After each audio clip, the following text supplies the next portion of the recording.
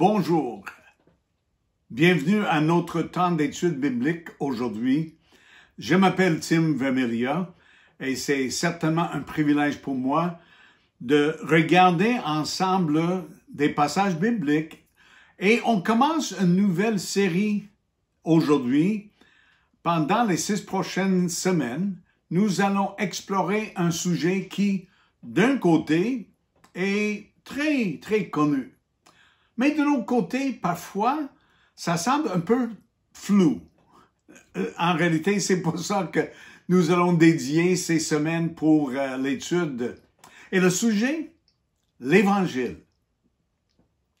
Avant de commencer l'étude aujourd'hui, j'aimerais faire juste une petite publicité. Nous allons étudier des passages bibliques, mais les thèmes que nous allons explorer dans ces semaines sont inspirés, si je peux le dire de cette manière, par un livre qui a été traduit dernièrement. Un livre par un auteur bien connu aux États-Unis qui s'appelle John Piper. Et nous aimerions vous offrir le livre. Voilà le livre qui s'appelle Dieu et l'Évangile. Et si ça vous intéresse d'avoir une copie gratuitement, vous pouvez me contacter par courriel ou texto, en Messenger, comme vous voulez. Et ça me ferait plaisir de vous apporter une copie. Vous pouvez lire les chapitres qui vont accompagner les thèmes qui seront établis ou étudiés plutôt d'une semaine à l'autre dans ces 6 prochaines semaines. Alors, j'attends des nouvelles de vous si vous aimeriez avoir une copie du livre. Si vous entendiez le titre de ce livre à haute voix, Dieu et l'Évangile, vous pouvez peut-être penser ainsi, et ce ne sera pas mauvais. Nous pourrons prêcher toute une autre série, sur tout ce que nous avons à cause du fait que Dieu pense à nous. Il prend soin de nous. Il veut nous bénir. Mais quand vous voyez le titre, comme en réalité c'est le titre du livre, Dieu et l'Évangile, nos réflexions doivent suivre une autre piste. Et nous le ferons ensemble. Cette semaine, nous commençons, comme on dit parfois, au commencement. Pas dans la Genèse, mais dans le sens que nous aimerons nous assurer d'être sur la même page sur les fondements de ce qui est l'Évangile. Alors, on pose cette question. Qu'est-ce l'Évangile? Il y a des détails très intéressants par rapport à ce mot. Par exemple, le mot dans la Bible, le mot évangile est employé 77 fois. Et le verbe qui est traduit par évangéliser ou annoncer la bonne nouvelle est aussi employé 77 fois dans la Bible. Moi, je trouve ça assez intéressant. Et on va voir quelques passages où ce mot est employé. Mais c'est aussi un point intéressant. Si je vous demande quel est l'évangile des 4, Matthieu, Marc, Luc et Jean, lequel selon vous, serait l'évangile qui annonce le plus clairement l'évangile? À mon avis, c'est l'apôtre Jean qui a écrit et l'évangile de Jean et les 3 épîtres. Ce qui est frappant, au moins je trouve ça intéressant, Jean n'utilise pas le mot évangile dans tous ses écrits. Mais il y a peut-être au moins une chose à noter. On peut parler de l'évangile sans utiliser le mot évangile.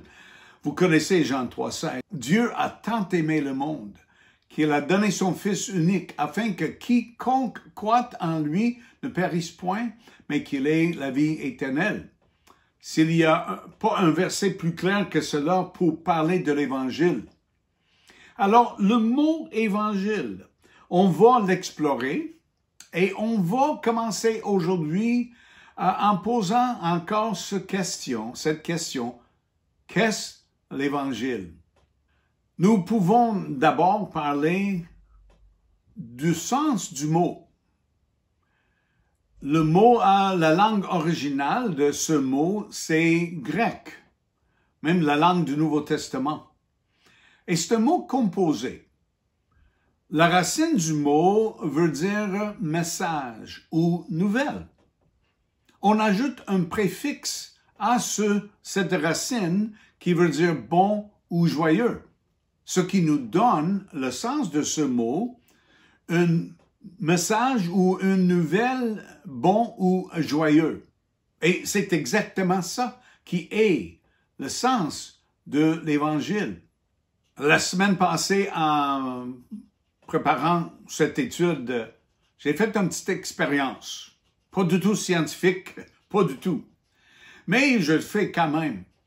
Sur la page Facebook de l'Église Credo, j'ai posé cette question. Peut-être vous l'avez vu. Qu'est-ce l'Évangile à votre avis? Qu'est-ce qu'on doit inclure dans la définition de ce mot si important dans la Bible? Complétez le suivante. L'Évangile est... 3 petits points. Quelques braves ont répondu, mais seulement après que j'ai ajouté, ce n'est pas une question piège. Mais j'aimerais ajouter peut-être de précision aujourd'hui à ma question. Et peut-être cela aussi va nous aider à notre compréhension et appréciation de cette vérité essentielle. Alors, je pose la question de nouveau, mais avec des clarifications. Qu'est-ce l'Évangile? En d'autres termes, quel est le message qu'une personne doit croire pour être sauvée? Et encore, qu'est-ce l'Évangile? En d'autres termes, quelle est l'entière bonne nouvelle du christianisme? Laissez-moi répondre à la deuxième question pour commencer. Il y a des occasions où Jésus lui-même a parlé de l'Évangile, la bonne nouvelle, mais dans ce sens plus large. Par exemple, Jésus parcourait toute la Galilée. Il enseignait dans les synagogues, proclamait la bonne nouvelle, voilà le mot, du royaume des cieux, et guérissait les gens de toute maladie et de toute infirmité. Ou encore, l'évangile de Luc. Et c'est ici que Jésus, il était dans la synagogue, il se levait pour parler et on lui donne un rouleau, un des textes de l'Ancien Testament. Et c'est ce texte-ci qu'il a lu devant les gens. L'Esprit du Seigneur est sur moi, car il m'a oint pour annoncer une bonne nouvelle, encore notre mot, aux pauvres. Il m'a envoyé pour annoncer aux captifs la délivrance, aux aveugles le recouvrement de la vue, pour apporter la liberté aux opprimés et proclamer une année de faveur accordée par le Seigneur. Paul, quand il a prêché à un groupe de Juifs, c'était en Acte 14 et il était dans la ville d'Antioche en Pisidie. Aucune idée c'est où, excepte que je sais que c'est en Asie mineure. Mais Paul s'adresse à un groupe de Juifs et il parlait de l'Évangile. Et voilà ce qu'il a dit. Et nous vous annonçons cette bonne nouvelle, que la promesse faite à nos pères, Dieu l'a accomplie pour nous, leurs enfants, en ressuscitant Jésus, selon ce qui est écrit dans le psaume 2. Je trouve ça intéressant que Paul, maintenant, il parle avec des Juifs, les gens qui étaient instruits dans les textes de l'Ancien Testament, les gens qui avaient comme père Abraham et Isaac et Jacob. Quand Paul il parlait avec ces gens, il parlait d'un évangile, comme on a lu, qui est la promesse faite à des pères de la nation juive. Alors, l'évangile, dans ce sens large, là, ça comprend l'œuvre de Dieu pour bénir son peuple. Alors, dans un sens, la bonne nouvelle, l'évangile, fait référence à tout ce que Dieu a planifié dans le but de mettre en évidence sa gloire et aussi pour bénir ceux et celles qui croient en lui. Voilà l'Évangile. Mais si nous retournons à la première question, quel est le message que qu'une personne doit croire pour être sauvée?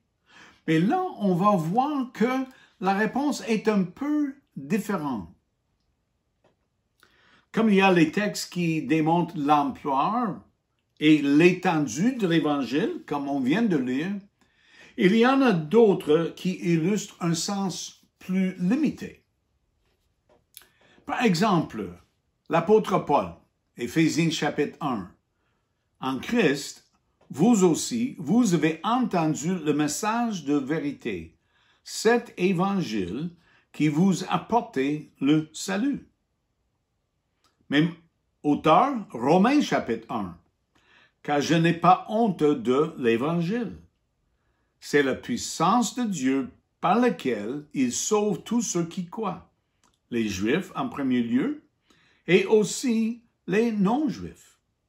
Je vous invite à regarder un passage très bien connu. Et à mon avis, l'essentiel du message de l'Évangile est présenté. C'est 1 Corinthiens chapitre 15. Frères et sœurs, je vous rappelle l'Évangile que je vous ai annoncé, que vous avez reçu et auquel vous demeurez attachés. C'est par cet Évangile que vous êtes sauvés, si vous le retenez tel que je vous l'ai annoncé. Autrement, vous auriez cru en vain. Je vous ai transmis, comme un enseignement de première importance, ce que j'avais moi-même reçu. Christ est mort pour nos péchés, conformément aux Écritures. Il a été mis au tombeau. Il est ressuscité le troisième jour, comme l'avaient annoncé les Écritures. Il est apparu à Pierre, puis aux 12.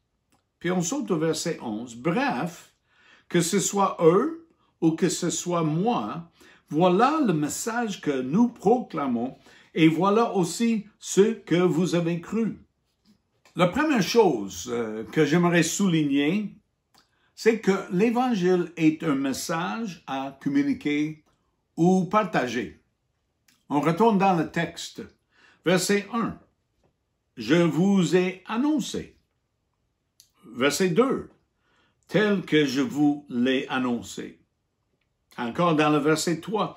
Je vous ai transmis. Verset 4. Comme l'avaient annoncé les Écritures. Et encore une fois, verset 5. Le message que nous proclamons. Alors, dans quelques phrases, Paul souligne à plusieurs reprises que ce message, le message de l'Évangile, est quelque chose à annoncer, quelque chose à transmettre, à proclamer. Notons en deuxième place que l'Évangile est aussi un message à croire. Peut-être ça semble évident, mais notons encore dans le texte, en verset 1, que vous avez reçu. Et encore dans le verset 11, que vous avez cru. Il y a un troisième constat que nous pouvons souligner dans le texte. L'Évangile est un message dans lequel on peut être ancré. On peut trouver une stabilité dans l'Évangile. Verset 1, vous demeurez attachés. Verset 2, vous le retenez. Quatrièmement, dans ce passage, l'Évangile est prioritaire. Je ne suis pas sûr si cela se dit en français, mais je sais que ce qu'on peut dire en anglais, it is number one. C'est d'importance première. Dans le verset 3, on lit ceci, un enseignement de première importance. Il n'y a pas de plus important. L'Évangile occupe la première place. Il faut en parler. Donc, si on regarde ces choses ensemble, on peut dire que l'Évangile est un message précieux que nous devons communiquer parce qu'il est crédible ou croyable et rassurant et de grande importance. Mais les faits, qu'est-ce que quelqu'un doit croire? C'est quoi le contenu de ce message si important, si puissant? Mais voici maintenant le coup de génie divin. C'est pas une dissertation doctorale, c'est pas un volume de 500 pages. Non, pas du tout. Au contraire, le message à croire pour être sauvé par la grâce de Dieu est très simple. Et voilà les choses que Paul souligne dans ce texte. Premièrement, dans le verset 3, Christ est mort pour nos péchés. Deuxièmement, il a été mis au tombeau. Et la troisième de ces vérités, 3 jours plus tard, Christ est ressuscité. Et ces vérités sont confirmées par les Écritures, par la parole de Dieu. Ben trop simple. Ça se peut pas. Mais qu'est-ce que je dois faire? On a tendance à rendre des choses compliquées, surtout quand Dieu les a rendues très simples, terre à terre. J'aime bien l'histoire en Actes chapitre 16, un des livres du Nouveau Testament qui s'appelle les Actes des Apôtres. Dans le 16e chapitre, Paul et Silas, un de ses confrères, se trouvent dans la ville de Philippe. Ils avaient prêché l'Évangile, cette vérité qu'on vient d'explorer ensemble. Et l'Évangile a eu un impact dans la vie des gens, jusqu'au point que les leaders de la ville étaient frustrés, ont accusé Paul et Silas de toutes sortes de choses et ils étaient mis en prison. Mais si vous connaissez votre Bible un peu, l'histoire nous raconte que vers minuit, il y avait un tremblement de terre, les portes de prison sont ouvertes, même les chaînes tombaient des mains, des jambes des gens. Ils étaient libres. Et le gardien de prison, pensant que ses prisonniers sont sauvés, était prêt à enlever sa propre vie. Mais Paul a crié, non, on est tous ici. Laisse-moi vous lire la suite de cette histoire, Actes chapitre 16. Le gardien demanda des torches, se précipita dans le cachot et, tremblant de peur, se jeta aux pieds de Paul et de Silas. Puis, il les fit sortir et leur demanda, « Messieurs, que dois-je faire pour être sauvé? » « Crois au Seigneur Jésus, lui répondit-il, et tu seras sauvé. Il en est de même pour toi et pour les tiens. » Et ils lui annoncèrent la parole de Dieu, à lui et à tous ceux qui vivaient dans sa maison. « Crois au Seigneur, et tu seras sauvé. » Je suis convaincu, mais j'étais pas là, je peux pas le confirmer, mais je suis convaincu que Paul et Silas, quand ils annonçaient à cet homme l'Évangile, là dans la ville de Philippe, ce message que Paul et Silas ont partagé, ont compris les 3 choses qu'on vient de voir. Les choses, les vérités simples, puissantes et essentielles. Jésus-Christ est mort pour vos péchés. Il a été mis dans un tombeau et 3 jours plus tard, il est sorti du tombeau ressuscité et capable de sauver quiconque place sa confiance en lui. Pour conclure, prenons encore le mot « évangile ». Souvenez-vous du cours de grec qu'on a eu il y a à peu près 15 minutes.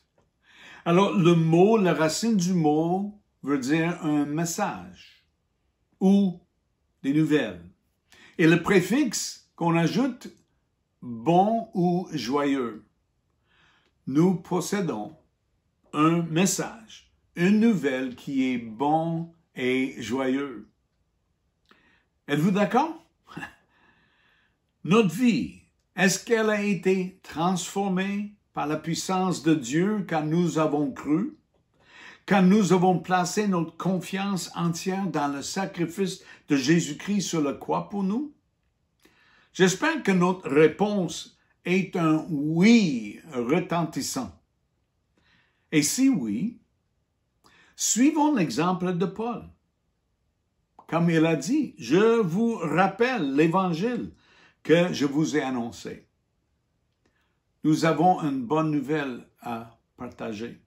Que Dieu nous remplisse de compassion pour les gens dans notre entourage et nous incite à trouver des moyens pour leur faire comprendre la bonne nouvelle, l'Évangile.